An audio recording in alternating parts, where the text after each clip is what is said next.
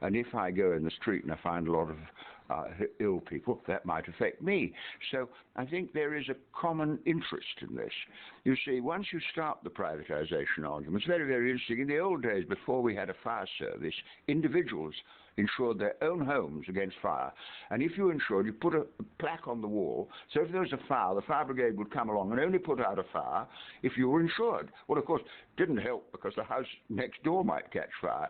And why not privatize the police and the army? Why can't competition apply to everything? And the answer is people wouldn't have it. But why do they accept the fact that health is still on the basis of cash and not need? It's crazy, isn't it? It is a crazy system. We don't like working and somebody else not working. And I don't want to pay for that person who's not working. Or I'm healthy, why should I pay for somebody who's unhealthy? Well, that's an individualist view of the world. But on the other hand, the guy who isn't working, if he had a job, might be your customer, if you want to turn it into economic terms. Maybe the word customer is a very interesting word. It comes into all the language now. And I was on a train the other day, and the ticket collector said, customers who boarded the train look after their tickets. And I said, I'm not a customer, I'm a passenger. Oh, no, he said, he looked in the book, you're a customer. So I said, well, if I go to health for my operation, to a hospital for operation, am I a patient or a customer? Well, the book didn't advise him on that. But the thing about a customer is, if you haven't any money, you can't be a customer.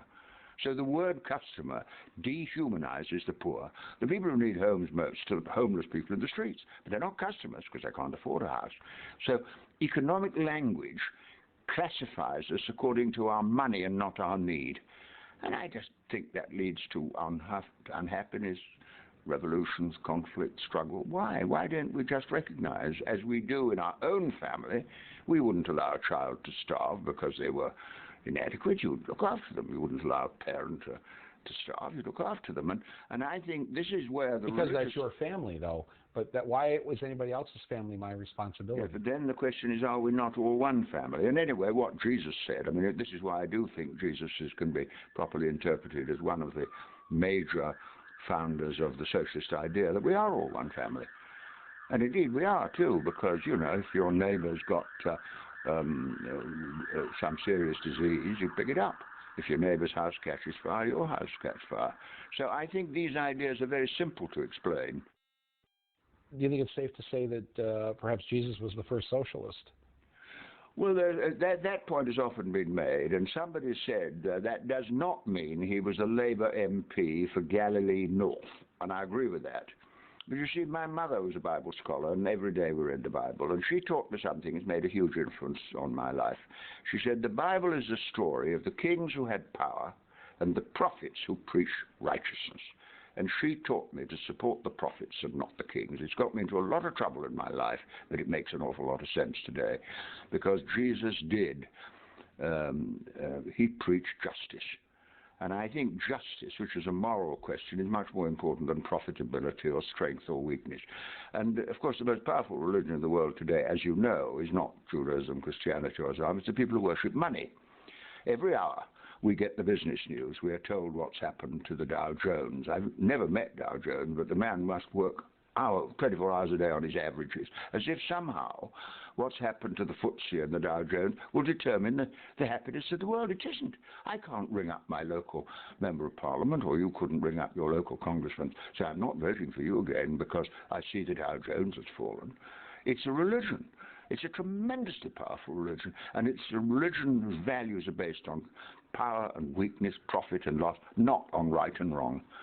And I think if you put it that way, it makes a lot of sense to people, because people are, as individuals, they do have a moral view of society. We had a public opinion poll the other day on if you were drafting the 10 Commandments, what would your new one be?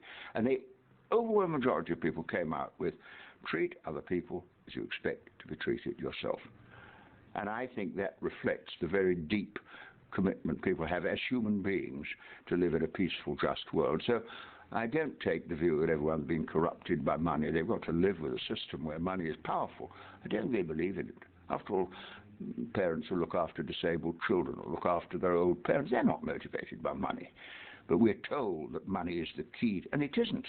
It's a corruption. It's a teaching, I think, Capitalism is much more damaging in the teaching it does than socialism, because it teaches you to compete and struggle and defeat somebody. And on that basis, particularly with chemical, nuclear, and biological weapons, the human race won't survive. So Marx, class struggle,